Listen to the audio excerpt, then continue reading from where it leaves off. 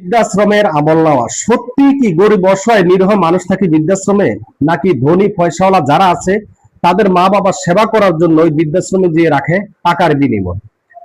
এই ধরনের মানুষের আবেগ ইমোশন কাজে লাগে এই প্রতারক চক্র মিল্টন সাদ্দাম মানুষকে কিভাবে ধোকা দিয়ে বোকা বানায়। শেখ হাসিনা আমেরিক সরকারের আমলে এই প্রতারক চক্রকে ধরে জেলে ভরছে।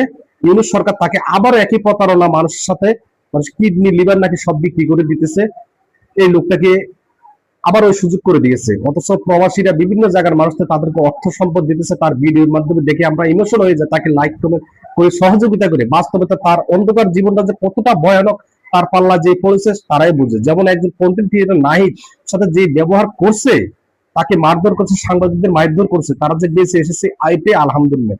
এখনো সময় তাকে দ্রুত গ্রেপ্তার করে আইনের আওতা নিয়ে আসা। বৃদ্ধাশ্রম যদি চালাতে হয় এই দেশে সরকার চালাবে, সব আশাবো অধিদপ্তর চালাবে, তাকে কে দায়িত্ব দিয়েছে বৃদ্ধাশ্রম চালানো? দয়া করে সবাই প্রতিবাদ করুন। এই ধরনের প্রতারক চক্র অসংখ্য আছে, মানুষের ইমোশন কাজে লাগিয়ে কন্টেন্ট ভিউরার মানে ভিডিওর মাধ্যমে মানুষকে আমাদেরকে আবেগ কাজে লাগিয়ে এই ধরনের কর্মকাণ্ড করবে। এদেরকে গ্রেপ্তার করা প্রয়োজন।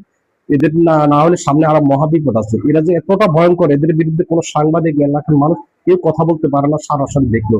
ওকে, ভালো থাকবেন, একে অপরকে দৃষ্টি দেখবে।